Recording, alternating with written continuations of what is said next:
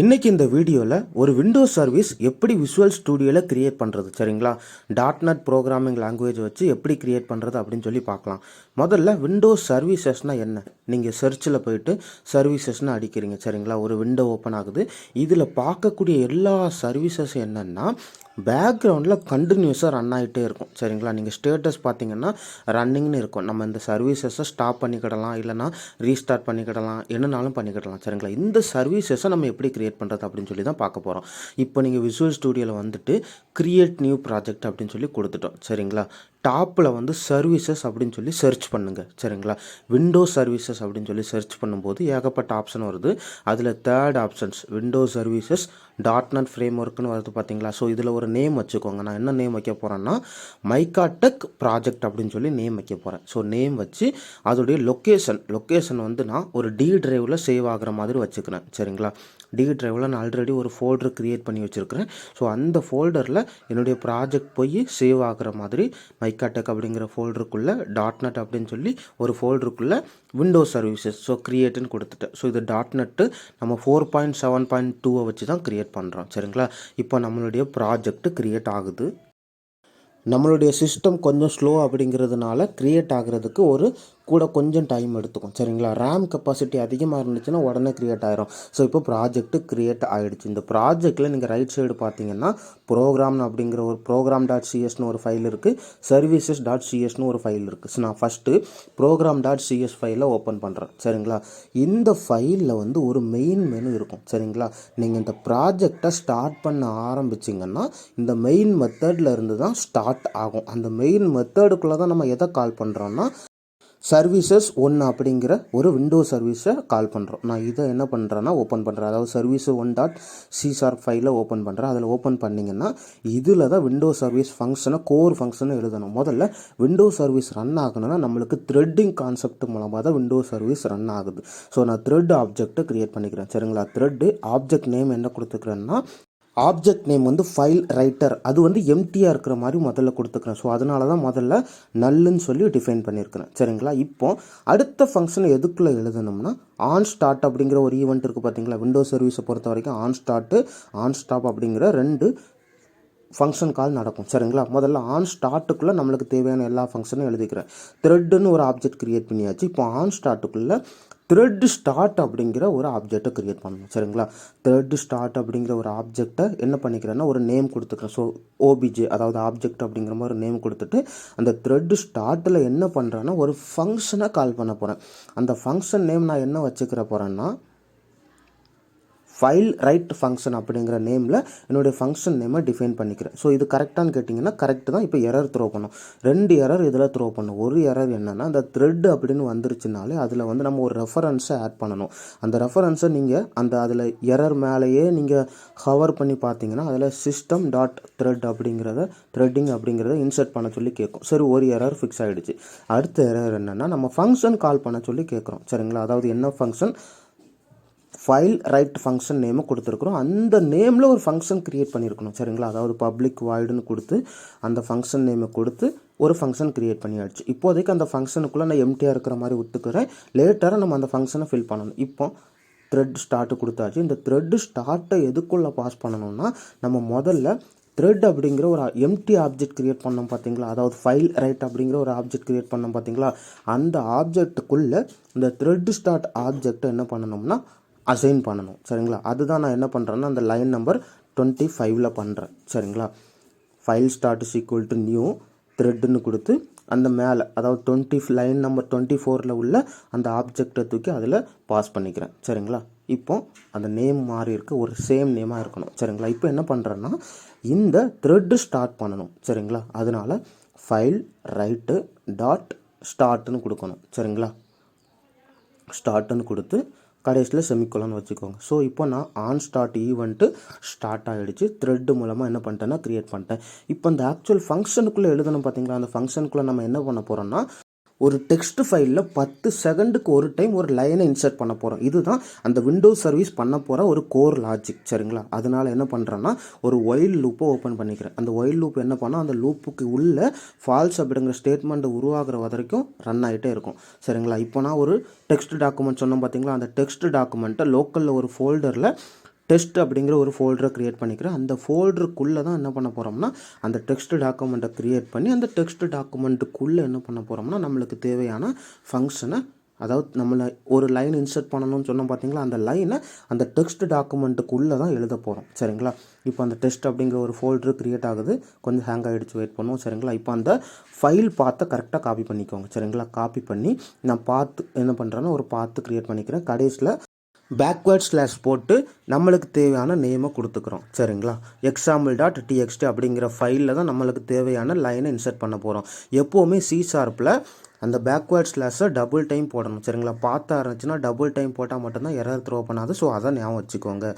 இப்போ எப்படி நம்ம அந்த example.txt ஃபைலில் நம்மளுக்கு தேவையான லைனை இன்சர்ட் பண்ணுறது, அதாவது இந்த .NET ப்ராஜெக்டில் இருந்து அதுக்கு தான் நம்மளுக்கு என்ன தேவைன்னா ஸ்ட்ரீம் ரைட் அப்படிங்கிற ஒரு ஆப்ஜெக்டை க்ரியேட் பண்ணணும். சரிங்களா, இந்த ஸ்ட்ரீம் ரைட் ஆப்ஜெக்ட்டுக்குள்ளே அந்த பார்த்து லொக்கேஷனையும் கொடுக்கணும். சரிங்களா, அதனால் என்ன பண்ணுறேன்னா stream write object name new stream write பார்த்தை கொடுத்து ட்ரூன்னு கொடுத்துக்கிறேன். சரிங்களா, இப்போ எரர் த்ரோ பண்ணுது. எதனால் எரர் த்ரோ பண்ணுது? இங்கேயுமே ஒரு ரெஃபரன்ஸ் மிஸ்ஸிங். நம்ம இந்த ஸ்ட்ரீம் ரைட் அப்படிங்கிற ஆப்ஜெக்டை யூஸ் பண்ணணும்னா நம்ம system.io அப்படிங்கிற ஒரு ரெஃபரன்ஸை இன்சர்ட் பண்ணணும்.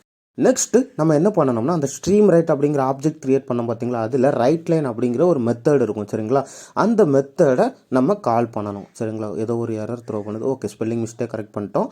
இப்போ அந்த ரைட் லைன் அப்படிங்கிற ஆப்ஜெக்ட்டுக்குள்ளே நம்மளுக்கு தேவையான லைனை பாஸ் பண்ணணும். சரிங்களா, this is printing from Windows service அப்படின்னு கொடுத்துக்கிறோம். சரிங்களா, சரி, இது சேம் லைனே திரும்ப திரும்ப பிரிண்ட் ஆகுனா நம்மளுக்கு கன்ஃபியூஷன் ஆகும். இதனால நம்ம என்ன பண்ணுறோம்னா டேட் டைம் நவ் அப்படிங்கிற ஒரு அதாவது கரண்ட் சிஸ்டம் டைமையும் சேர்த்து அந்த லைனில் பிரிண்ட் பண்ணிட்டோம்னா நம்மளுக்கு டிஃப்ரென்ஷியேட் பண்ணி பார்க்க, அதாவது 10 செகண்டுக்கு ஒரு டைம் பிரிண்ட் ஆகுதா அப்படின்னு சொல்லி செக் பண்ணி பார்க்க நம்மளுக்கு ஈஸியாக இருக்கும். சரிங்களா, அதனால டேட் டைம் .now அப்படிங்கிறதையும் சேர்த்து கொடுத்துக்கணும். சரிங்களா, இப்போ என்ன பண்ணணும், இந்த த்ரெட் அதாவது 10 செகண்டுக்கு வெயிட் பண்ணி அதுக்கப்புறம் தான் லைன் பிரிண்ட் பண்ணணும். சரிங்களா, அதனால இந்த த்ரெட்டை கொஞ்சம் நேரம் ஸ்லீப் பண்ணி வச்சுக்கிறோம். சரிங்களா, 10 செகண்டுனா 10,000ன்னு கொடுக்கணும். சரிங்களா, 10,000 கொடுத்தீங்கன்னா அது அவ்வளோ நேரம் வெயிட் பண்ணி அடுத்து திரும்ப ஒயில் லூப் எக்ஸிக்யூட் ஆக ஸ்டார்ட் ஆகும்.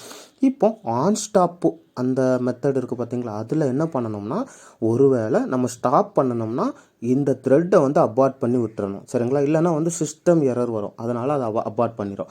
சரி, ஓகேங்களா. ஸோ இப்போ என்ன ஆகிடுச்சு, நம்மளுக்கு தேவையான எல்லாமே ரெடி ஆகிடுச்சு. இப்போ ஆட் இன்ஸ்டாலர்னு கொடுக்கணும். சரிங்களா, அதாவது சர்வீசஸ் 1.cs அப்படிங்கிற டிசைன் பேஜில் போயிட்டு நம்ம என்ன கொடுக்கணும்னா ஆட் இன்ஸ்டாலர். அதில் என்ன பண்ணிக்கணும்னா லோக்கல் சிஸ்டமில் இன்ஸ்டால் பண்ணுற மாதிரி மொதல் ஆப்ஷனில் கொடுத்துக்கோங்க. அதுக்கப்புறம் இந்த சர்வீசஸ் நேம் வந்து சர்வீஸ் 1ன்னு இருக்கும். ஸோ சர்வீசஸ் 1ன்னு இருந்துச்சுன்னா கொஞ்சம் கன்ஃபியூஸ் ஆகும். அதனால மைக்கா டெக் அப்படின்னு சொல்லி கொடுத்துக்கிறேன். இந்த சர்வீஸ் நேம் மைக்கா டெக், அதாவது இன்ஸ்டால் பண்ணும்போது மைக்கா டெக் அப்படிங்கிற நேமில் வர்ற மாதிரி கொடுத்துக்கிறேன். இன்னும் ஒன்று மட்டும் கொடுக்கணும். சரிங்களா, அதாவது சர்வீஸ் 1.cs பேஜில் வந்துட்டு ரன் இன்ஸ்டாலர் அப்படிங்கிற ஒரு சின்ன இது கொடுக்கணும். சரிங்களா, ரன் இன்ஸ்டாலர் ட்ரூன்னு கொடுத்துக்கிடணும். சரிங்களா, இது கொடுக்கலன்னா கொஞ்சம் எரர் த்ரோ பண்ணும். சரிங்களா, இப்போ கொடுத்தாச்சு. கொடுத்த பிறகு இந்த ப்ராஜெக்டை பில்டு பண்ணணும். சரிங்களா, ரிலீஸ் மோடுன்னு கண்டிப்பாக செலக்ட் பண்ணிக்கோங்க, இல்லைன்னா எரர் தான். ஸோ ரிலீஸ்ன்னு செலக்ட் பண்ணி பில்டு கொடுத்துக்கோங்க. ஸோ இப்போ நம்மளுக்கு தேவையான எல்லாமே பில்டு ஆகிடுச்சு. பில்டு ஆன பிறகு இந்த சர்வீசஸை அதாவது ஒரு விண்டோஸ் சர்வீஸ் க்ரியேட் ஆகிடுச்சு. அந்த விண்டோஸ் சர்வீஸை எப்படி இங்கே கொண்டு வர்றது? ஸோ இந்த சர்வீசஸில் ரிஃப்ரெஷ் பண்ணி பார்க்குறேன். மைக்கா டெக் அப்படிங்கிற ஒரு நேமில் தானே நம்ம சர்வீஸ் க்ரியேட் பண்ணியிருக்கிறோம். அந்த நேம் இதில் இல்லை. சரிங்களா, இப்போ எப்படி இதில் கொண்டு வர்றது அப்படின்னு சொல்லி தான் பார்க்க போகிறோம். சரிங்களா, முதல்ல கமாண்ட் ப்ராம்ப்டை அட்மின் மோடில் ஓப்பன் பண்ணிக்கோங்க. சரிங்களா, அட்மின் மோடில் ஓப்பன் பண்ண பிறகு ஒரு கமாண்டை எக்ஸிக்யூட் பண்ணணும். சரிங்களா, அந்த கமாண்டை ஞாபகம் வச்சுக்கோங்க. ஓப்பன் ஆகுது, கொஞ்சம் வெயிட் பண்ணுவோம். ஓகேங்களா, ஸோ அட்மின் மோடில் ஓப்பன் ஆகிடுச்சு. சரிங்களா, பேக்ரவுண்டில் பார்த்தீங்கன்னா அட்மின் மோடில் நம்மளுக்கு ஓப்பன் ஆகிடுச்சு. சரிங்களா, இப்போ எஸ்சி, அதாவது எஸ்சின்னா சர்வீஸ்னு அர்த்தம். கமாண்ட் கிரியேட்டு எந்த சர்வீஸ் நேம் என்ன மைக்கா டெக் அப்படின்னு கொடுத்துட்டு அதுக்கப்புறம் பின்னு பாத்தில் நம்ம ரிலீஸ் பண்ணி வச்சுருக்கிறோம் பார்த்தீங்களா, அதாவது ரிலீஸ்ன்னு கொடுத்து பில்டு பண்ணி வச்சுருக்கக்கூடிய நம்மளோட விண்டோஸ் சர்வீஸ் லொக்கேஷனை கொடுக்கணும். பில்டு பண்ணும்போது உங்களுக்கு ஒரு EXE ஃபைல் ஜென்ரேட் ஆகிருக்கும். அந்த EXE ஃபைல் எந்த லொக்கேஷனில் இருக்கோ அதை கொடுக்கணும். சரிங்களா, நான் ஃபைல் ப்ராஜெக்ட்டுக்குள்ளே வந்துக்கிறேன். அதில் பின் அப்படிங்கிற ஃபோல்டருக்குள்ளே இந்த ரிலீஸ் அப்படிங்கிற ஃபோல்டருக்குள்ளே என்ன ஆகிருக்கு, மைக்கா டெக் ப்ராஜெக்ட்.exe அப்படிங்கிற ஒரு ஃபைல் ஜென்ரேட் ஆகிருக்கு பார்த்தீங்களா. ஸோ அந்த ஃபைலை இருக்கிற லொக்கேஷனை கரெக்டாக கொடுத்துக்கணும். அதாவது இன்க்ளூடிங் EXE நேமையும் சேர்த்து கொடுக்கணும். சரிங்களா, மைக்கா டெக் ப்ராஜெக்ட்.exe அப்படின்னு கொடுத்து கரெக்டாக அந்த லொக்கேஷனை கொடுத்துட்டு அதை க்ளோஸ் பண்ணிக்கிறேன் சரிங்களா. க்ளோஸ் பண்ணிவிட்டு ஏதோ எரர் த்ரோ பண்ணுது சரிங்களா. நம்ம ஏதோ ஒரு நேம் ஸ்பெல்லிங் மிஸ்டேக் மேலே கொடுத்துருக்குறோம் சரிங்களா. ஓகே, அந்த பின் பார்த்து இருக்குது பார்த்தீங்களா, அதுக்கப்புறம் ஒரு ஸ்பேஸ் வருது, அந்த ஸ்பேஸு வரக்கூடாது, அதனால தான் எரர் த்ரோ பண்ணுது. நம்ம என்ன பண்ண போகிறோம்னா அதை கரெக்ட் பண்ணி அந்த ஸ்பேஸ் இல்லாத மாதிரி அதை கரெக்ட் பண்ணிட்டோம்னா இந்த எரர் வந்து சால்வ் ஆயிரும் சரிங்களா. அதுக்கப்புறம் எக்ஸ்ட்ரா வந்து டிஸ்பிளே நேமும் நம்ம என்ன பண்ணிக்கலாம்னா நம்ம இந்த கமாண்டில் ஆட் பண்ணிக்கலாம். ஸோ நீங்கள் போக போக நிறைய இன்டெப்த்தாக கமாண்ட் யூஸ் பண்ண ஆரம்பிச்சிங்கன்னா உங்களுக்கு அந்த நல்ல ப்ராப்பர் அண்டர்ஸ்டாண்டிங் வந்துடும் சரிங்களா. எதனால எரர் த்ரோ பண்ணுது அப்படின்னு சொல்லிட்டு. ஸோ 1 or 2 எக்ஸசைஸ் பண்ணி பாருங்கள், உங்களுக்கு கண்டிப்பாக இந்த காம்ப்ளிகேஷன்ஸ்லாம் சால்வ் ஆயிரும். இப்போ நம்ம அந்த ஸ்பேஸை மட்டும் ரிமூவ் பண்ணிவிட்டு எக்ஸிக்யூட் பண்ண போகிறேன் சரிங்களா. ஓகே, அந்த ஸ்பேஸை ரிமூவ் பண்ணிவிட்டு எக்ஸிக்யூட் பண்ணுறேன். கிரியேட் சர்வீஸ் சக்ஸஸ்னு வந்துருச்சு. ஸோ இது சக்ஸஸாக ஆகிடுச்சா அப்படின்னு சொல்லி எப்படி வெரிஃபை பண்ணுவீங்க?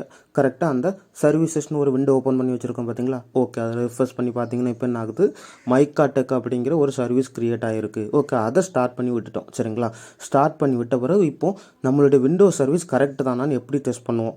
நம்ம ஆல்ரெடி சொன்ன மாதிரி example.txt அப்படிங்கிற ஃபைலில் ஓகே இப்போ பிரிண்ட் ஆக ஸ்டார்ட் ஆகிடுச்சு பார்த்தீங்களா. கரெக்டாக நீங்கள் ரைட் சைடு டைமை பார்த்துக்கோங்க, சிஸ்டம் டைமு இதே கம்பேர் பண்ணிக்கோங்க.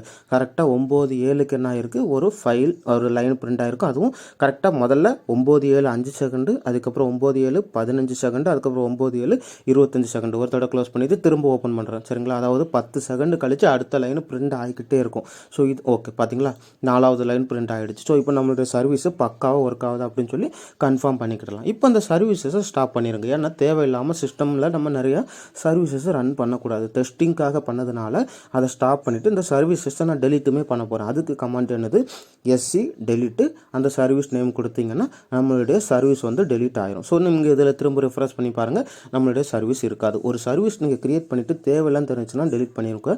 உங்களுக்கு புரிஞ்சிருக்கும்னு நினைக்கிறேன். ஏதாவது டவுட் இருந்துச்சுன்னா கீழே கமெண்ட்டில் சொல்லுங்கள். கற்போம் கற்பிப்போம். நன்றி.